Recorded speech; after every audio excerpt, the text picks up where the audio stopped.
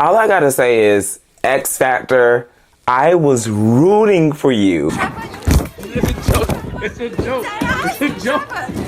You dead ass. It's a joke. You dead ass. I could not wait for the X Factor to appear in X-Men 97, all to be disappointed. Like, I got the shirt and everything. I was excited to see Havoc. I was excited to see Polaris. I was excited to see Guido and Multiple Man and Wolfsbane.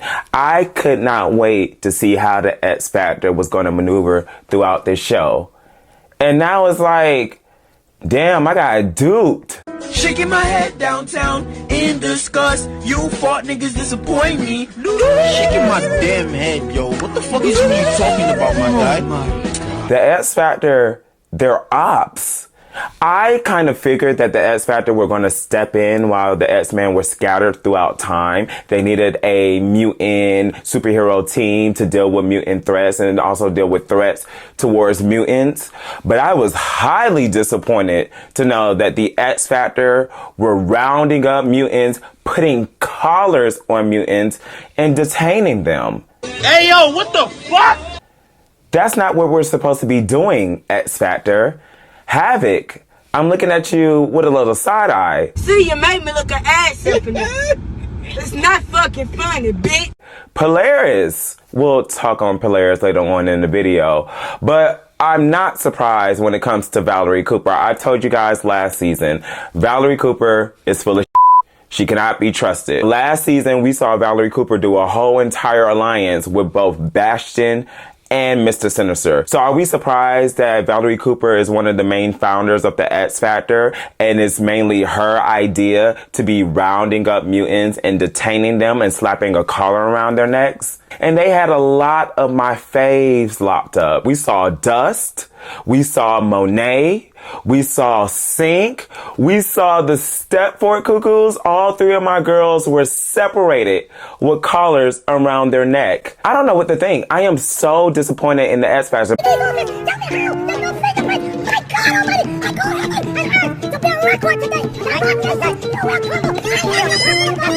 Because let's be clear, in the comics, X Factor was originally founded by the first 5 X-Men under the direction of Cameron Hodge, and then it transitioned to the team that you see now in X-Men 97. In the comics, X Factor's main goal was to look like they were hunting mutants in the public, but behind the scenes, they were helping mutants control their powers. That is the uniqueness of X Factor, and that is what separates that team from the X-Men. The X Factor, they do work hand in hand with the government, but their whole goal is to help mutants behind the scenes. So the X Factor, they're kind of playing both sides here. But in X-Men 97, we don't see them play both sides. We see them be ICE agents. Colonizers! It's like, yo, what are we doing here? What the fuck is wrong with you niggas? So I'm sorry, my faves, Havoc and Polaris, I love you guys so much. Like I said, I had the merch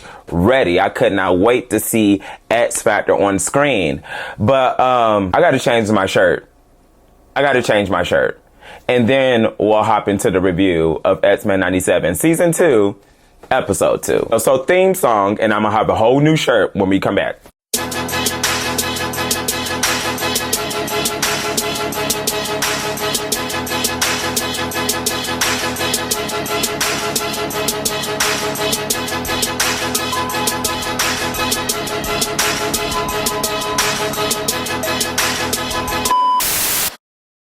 All right, y'all. So we are back. X-Men 97 Season 2, Episode 2 review. This is more of an appropriate shirt to talk about this episode and review what went down in this episode because it features the X-Force. Look at it. The X-Force, they did their big one in this episode, especially my girl, Jubilee. She was the scene stealer in this episode. And sidebar, this is just another reason why you do not skip the X-Men 97 theme song. First of all, the X-Men The Animated Series and X-Men 97 theme song is a classic. It's one of the best superhero animated shows theme songs you will ever witnessed. So it's no reason to skip the theme song in general. It's a good ass song. A lot of people compare it to Whitney Houston's I'm Your Baby Tonight. It's a similar beat. Go back and listen to Whitney Houston's I'm Your Baby Tonight and go back and listen to the theme song and you'll hear what I'm talking about. But aside from that, the title cards of the theme song, it was all X-Force. You did not see the current roster of the X-Men. You saw each member of the X-Force have their own specific title card, and it was so dope to watch. Shout out to the animators. They gave X-Force their own theme song. They even replaced Magneto and the Brotherhood with Apocalypse and his Horsemen as you see them running towards Cable and the X-Force. So shout out to the animators. Seeing the X-Force have their own theme song was just so unique, so different, and I love it. Do not ever skip the X-Men 97 theme song. So as you saw in the beginning of the episode, the X Factor, they detained a whole bunch of innocent mutant teenagers. They were trying to find the X-Men. They made their way to the X Mansion, which was broken down and beat up from episode 8 of season 1. And the X Factor decided to detain them. And so it made the news. Jubilee is watching the news while Sunspot is playing a video game. She's complaining. And then Cable eavesdrops, hear Jubilee's complaining, and he decides to recruit them to be a part of his X-Force. Now, here's the thing about X-Force. For all you DC comic fans and for all you people who watch the Suicide Squad movie, it's like a death squad where they do whatever they can to complete the mission. They don't care who they have to murder. They don't care who they have to infiltrate. They just are going to get the mission done by any means necessary. That's the X-Force. The X-Force is the X-Men's version of the Suicide Squad, Marines, Death Team. That's who the X-Force is. And so in the comics, Cable was the one that actually founded the X-Force. So I love the fact that in this show, they allowed Cable to be the one that is founding and recruiting the members of the X-Force. And then we have Psylocke and Archangel. They were actually members of the X-Force, not under Cable, but under Wolverine's Death Strike. And I'm going to have to do a whole separate comic review because that was literally one of my favorite versions of X-Force when it was Wolverine, Psylocke, Archangel, Phantom X, and Deadpool. And everything good or bad that you're thinking about when you're seeing this roster, yes, it plays out in the comics and is one of the best things ever. So just shout out to X-Force in general because Cable represents the original group, the founder of the group, and then Archangel and Psylocke, they represent the newer version of the group, and I absolutely loved it. So the mission of X-Force in this episode, they are tracking down Horsemen of Apocalypse so they can find out his base of operations, find out what technology he's using, and destroy him before he causes any harm to the world. So they track down one of the Horsemen. I love the fight scenes. Like, they don't waste no time. It's no talking. It's no negotiating. It's no worriness surrounding public safety. No. Fight back, nigga! Fight back! Fight back! Sweet dreams. Bitch ass nigga! And they interrogate him. And during the interrogation process, we see that Jubilee is uncomfortable because she's like, whoa, whoa, whoa. Why is Psylocke reading his mind without asking for permission? Because that's a big thing among telepaths, among the X-Men. Charles Xavier and Jean Grey, before they invade somebody's mind, they ask for permission because it is an invasion of privacy. But Charles Xavier and Jean Grey, they are like the only two telepaths that follows that rule of not invading somebody's mind without permission. Any other telepath you can think of, Emma Frost, Psylocke, Exodus, Sinister, if they need the information, they're gonna get the information. So Jubilee was kind of taken aback by that. Cable's like, listen, this is how we do things. If you don't like it, get the f*** on. So Psylocke enters the Horseman's mind and we see a memory of Apocalypse moving a black casket. And I'm thinking, why on earth does Apocalypse have a casket of a dead somebody? That somebody has to be Gambit. You know, I'm just going to put that out there. I think that Apocalypse went to grab Gambit's casket so he can get his dead body and revive him. Because what other explanation is there for Apocalypse to be kidnapping somebody's casket? That has to be Gambit. And we saw in episode 10, season 1, Apocalypse having the Queen of Hearts.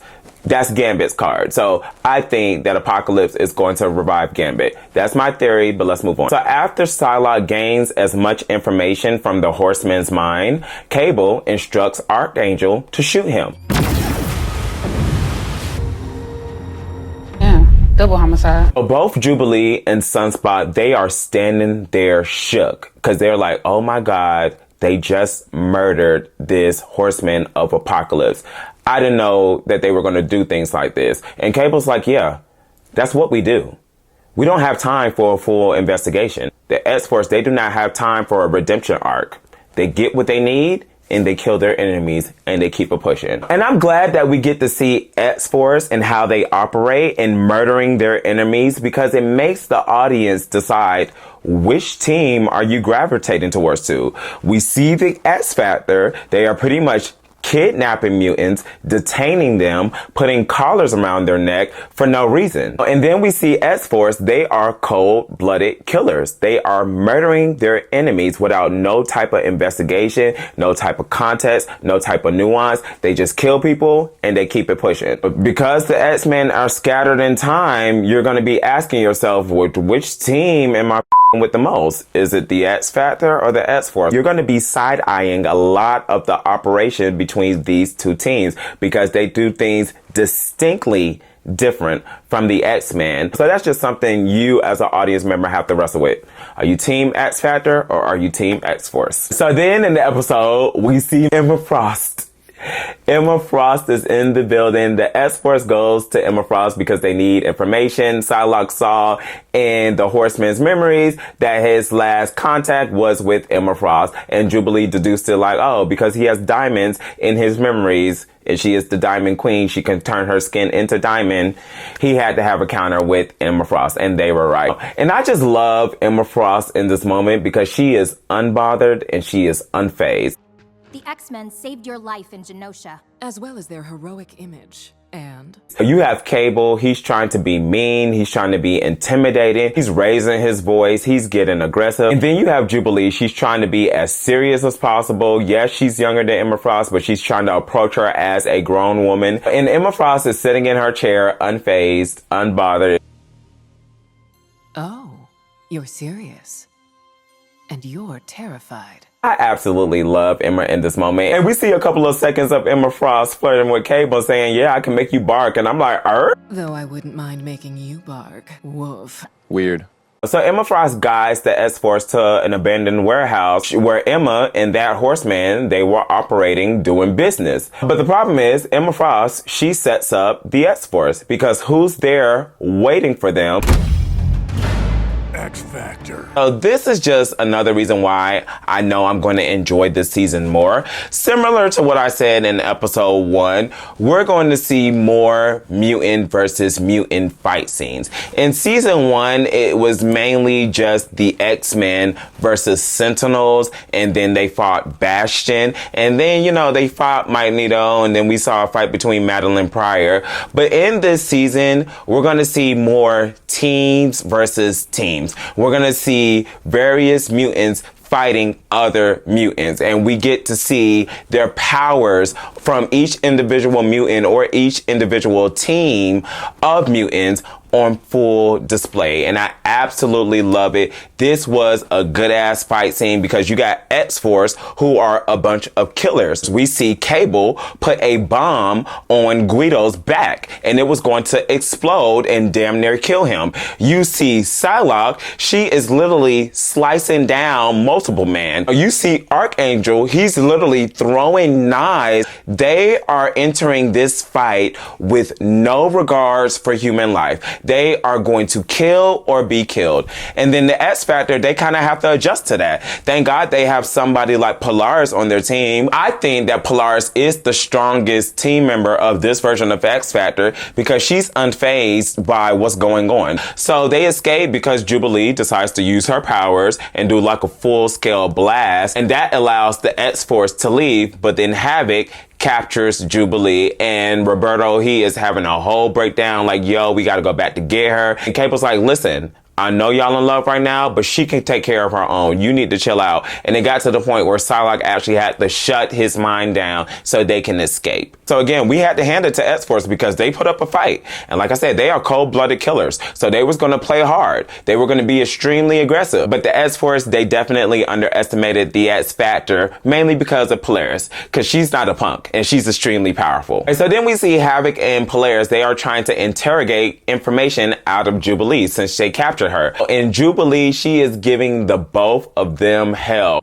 You guys are gonna have to bring in a telepath, because I'm not talking. You have one of those on your C-list roster? Knockoff Cyclops? Polaris decides to dismiss Alex so she can have a one-on-one conversation with Jubilee, and Jubilee is throwing it in Lorna's face like, listen, you used to be an X-Man. You cannot tell me that you are okay with detaining innocent mutants and slapping collars around their neck for the government. Charles Xavier would not agree with that. And Lorna, she's trying to push back, but honestly, it's not working because you know that Jubilee is right. So Jubilee's words affects Lorna to the point where Lorna helps Jubilee escape. Call it payback. And in this moment, we see Jubilee be the MVP of the episode. She puts her headset around her ears, she pressed play, and Jubilee is taking down all the security guards and she is rescuing all the captured mutants on the vessel. I love this moment so much because the X creators, they was like, listen, I'm tired of y'all playing with my girl Jubilee. Yes, she's not a Storm, she's not a Jean Grey, but also she's not a punk ass bitch either. She handled her own. This moment reminds me of Mr. Terrific in the Superman movie where they were invading the base of operations to find Superman. The security guards tried him and Mr. Terrific ended up taking out all the security guards. That's what this moment reminds me of. Jubilee, she did her big one. So Jubilee, she rescued all the captured mutants. She forced Cable to come back and grab all the mutants that she rescued because Cable, at first, he was like, listen, saving kids is not a part of our mission. Jubilee's like, nah, I'm on the base of operation from the X Factor. This is what they're doing to us mutants. We are going to save these innocent mutants. We're going to take them somewhere where they can be safe, and then we are going to continue our mission. So at the end of the episode, Jubilee and the X-Force, they escape. They rescued all the mutants. We see Havoc and Valerie Cooper. They're just standing there looking like, yo, they got us. They got us bad. And Polaris, she's trying to play dumb. What happened? Where's Jubilee? Escaped. Any idea how that happened?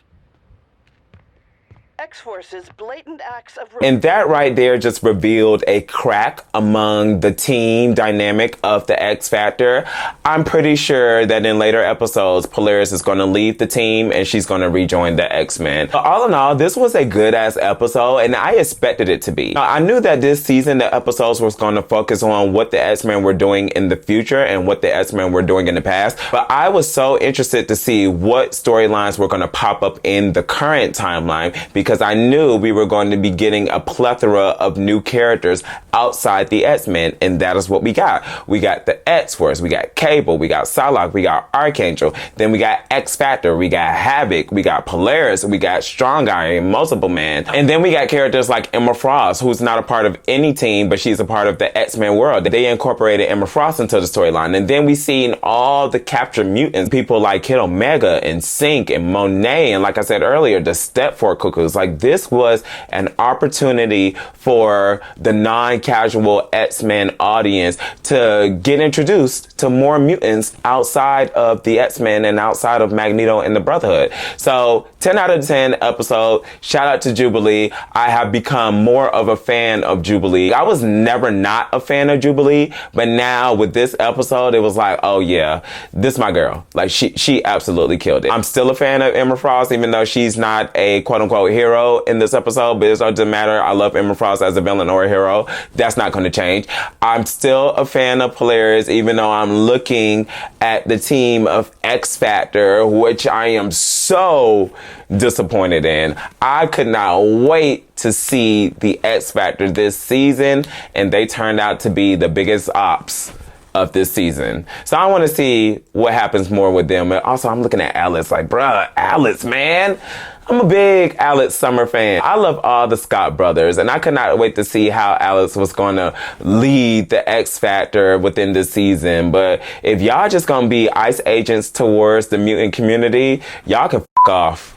Y'all can f*** off for real, for real. I might have to get a refund for my X Factor shirt, because I thought y'all were going to be doing good this season, and y'all turned out to be the opposite. But all in all, 10 out of 10 episode, and this was only episode 2. This was only episode 2, and I'm already enjoying the season. I am loving X-Men 97 season 2. Let me know your thoughts in the comment sections. Make sure you guys sound off. Make sure you guys like and subscribe, and I will see you guys in the next video. X-Men era. This is what I'm talking about. Let's get it.